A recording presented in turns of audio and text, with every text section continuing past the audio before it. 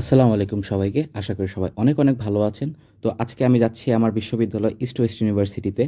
আমার কিছু গ্রুপমেট আছে যাদের সাথে আমি একটা ইফতার প্রোগ্রামের আয়োজন করেছি। তো সেই ইফতার প্রোগ্রামের উদ্দেশ্যে আমি রওনা দিয়ে দিয়েছি বিকেল প্রায় 5:30টার দিকে, এবং এখন আমি ক্যাম্পাসের আশেপাশেই আছি। আপনাদেরকে আমি যদি আমার ক্যাম্পাসের বাইরের দিকটা একটু দেখাই, তাহলে আপনারা দেখতে পাবেন এই ক্যাম্পাসের একটা বৈশিষ্ট্য হচ্ছে এটার লাল রংটা। অনেকের কাছে এটা লাল দালান হিসেবেও প্রচলিত, বিশেষ করে রামপুরা, বাড্ডা, হাতিরঝিল এলাকায়। তো আমাদের হাতে আর বেশি সময় অবশিষ্ট না থাকায় আমি চটজলদি করে ভার্সিটির ভিতরে প্রবেশ করি, এবং আমি আমাদের ভার্সিটির করিডোরটা আপনাকে একটু দেখাই। এখান থেকে ভার্সিটির সব জায়গায় যাওয়া যায়। এটা হচ্ছে মেইন গেটওয়ে, এবং এটার পাশেই হচ্ছে আমাদের মেইন কোর্টইয়ার্ডটা, যেটা ভার্সিটির একদম মাঝখানে অবস্থিত, এবং এখানে বসে আজকে আমরা আমাদের ইফতারটা করব। এই কোর্টইয়ার্ডটার একটা বিশেষত্ব হচ্ছে সূর্যাস্তের সময় বা বিকেলের দিকে এই জায়গাটা একদম লাল হয়ে থাকে এবং অনেক সুন্দর লাগে। এবং আমি বলব, যারা ছবি তুলতে পছন্দ করেন বা যারা ছবি প্রেমিক, তাদের জন্য এই জায়গাটি হচ্ছে একটি আদর্শ জায়গা। ইফতারের আর বেশি সময় বাকি ছিল না, তাই আমরা সবাই মিলে তাড়াতাড়ি করে আমাদের ইফতারের আয়োজনের কাজে লেগে পড়লাম। যার যে দায়িত্ব ছিল সেই দায়িত্ব সবাই নিজে নিজে পালন করতে লাগলাম। আমাদের ইফতারের মেনুতে আজকে অনেক কিছু ছিল, যেমন অনেক ধরনের ফল ছিল। এরপরে আমরা বাসায় যেরকম ভাজা পোড়া খাই, আলুর চপ, বেগুনি, সেগুলো ছিল। সাথে ছিল ম্যাঙ্গো জুস, এবং তার পাশাপাশি কিছু স্পেশাল আইটেম ছিল, যেমন নুডলস এবং গরুর মাংস এবং ভুনা খিচুড়িও ছিল, এবং শেষে পুডিংও ছিল। তাই আমরা যথারীতি সময় বেশি না থাকার কারণে আমরা আমাদের প্লেটগুলো সাজিয়ে ফেলতে থাকলাম একটার পর একটা।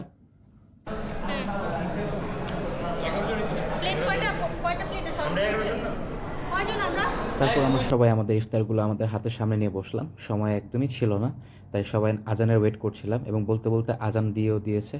এবং তারপর সবাই একসাথে মিলে আমাদের রোজা ভাঙলাম। আমরা সবাই প্রথমে খেজুর দিয়ে শুরু করলাম, কারণ এটা সুন্নত ছিল, এবং এর পরপর আমরা গলা ভিজানোর জন্য জুস খেলাম, কারণ সারা দিন রোজা রেখে গলা একদম শুকিয়ে কাঠ হয়ে আছে, এবং খালি অপেক্ষা করি পুরা রমজান মাসে যে কখন এই ইফতারের সময়টা আসবে এবং মুখের মধ্যে জুসটার প্রথম চুমুকটা আমরা নেব।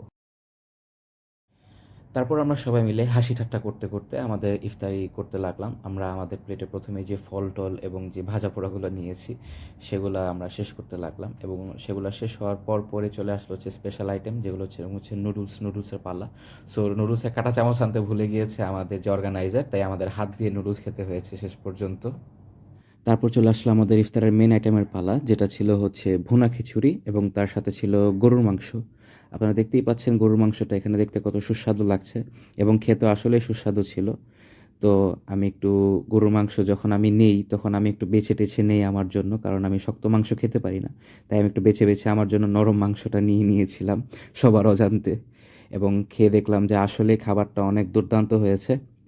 এবং আসলে জানি না এটা খিদের কারণে কিনা, কিন্তু আসলে অনেক মজা লাগছিল খাবারটা।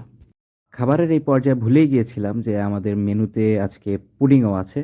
তো পুডিংয়ের কথা মনে পড়তে পড়তে সাথে সাথেই এক টুকরো হাতে নিয়ে সাথে সাথেই মুখে দিয়ে ফেললাম, এবং দেখলাম আসলে পুডিংটা অনেক মজা হয়েছে, এবং পুডিংটা অনেক ইউনিক ছিল, কারণ পুডিংটা দইয়ের তৈরি ছিল, এবং এটার নাম ছিল দই পুডিং। তো দেখতে দেখতেই আমাদের ইফতারের পর্ব শেষ হয়ে গেল, এবং আমরা সবাই আস্তে ধীরে সব গুছগাছ করে এরপর প্রিপারেশন নিচ্ছিলাম যে আমরা সবাই এখন বাসার দিকে রওনা হব। তো সবার গন্তব্য বিভিন্ন জায়গায়, এবং সবাই হয়তোবা নিজ নিজ গন্তব্যে চলে যাবে। কিন্তু আমরা এই যে অল্প সংখ্যক সময় যে আমরা একসাথে পার করলাম, এই জিনিসটা সত্যিই অনেক ভালো লাগলো। তো আজকের ভিডিও এ পর্যন্তই। আশা করি আপনাদের সবার এই ভিডিওটা ভালো লেগেছে। যদি ভিডিওটা ভালো লেগে থাকে, তাহলে একটা লাইক এবং ফলো দিয়ে আমাকে সাপোর্ট করবেন ফেসবুকে, এবং যদি আমার ইউটিউব থেকে দেখে থাকেন, তাহলে অবভিয়াসলি সাবস্ক্রাইব বাটনটা প্রেস করে দিবেন। আসসালামু আলাইকুম।